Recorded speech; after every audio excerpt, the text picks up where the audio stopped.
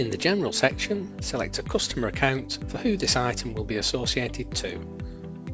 If you have equipment that you wish to assign to your own company sites, for instance a hire fleet or sales stock, then please create a customer account for your own company in Service Genie. This will allow you to plan any service or repair jobs for your own equipment. You can add a customer reference for the item if needed, and now select a status for the item. Select an appropriate status from the list.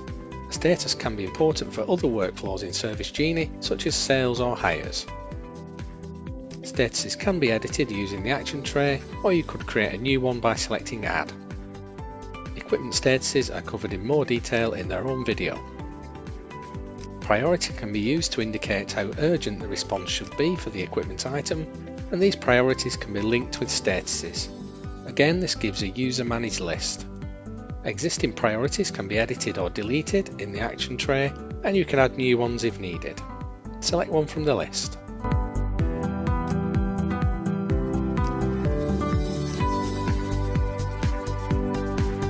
The branch field will be pre-filled unless you are using a multi-branch system and you are in all branches.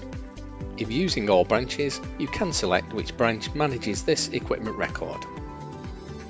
The preferred engineer field allows you to select an engineer who should be sent to any service or repair jobs on this item. This can be left blank, or you could use this if a specific engineer has the skill set to work on this item.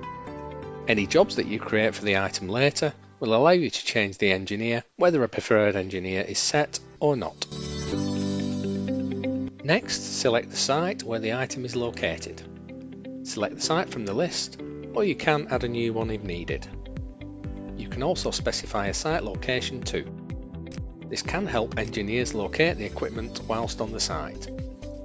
Select from one of the locations listed, or click Add New to set up a new site location. Enter the location and name, and upload any specific documentation, for instance a photo of the location entrance or access instructions. You could also make a new location a sub-location of one of the existing locations on site by using the parent location option.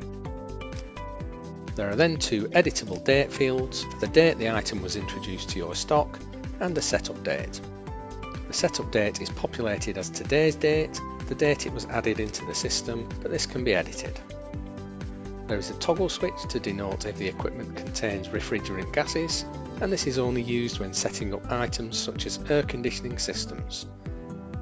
You can also select an option to specify if the item is safe to use or not. This status can easily be seen in the Equipment Enquiry screen.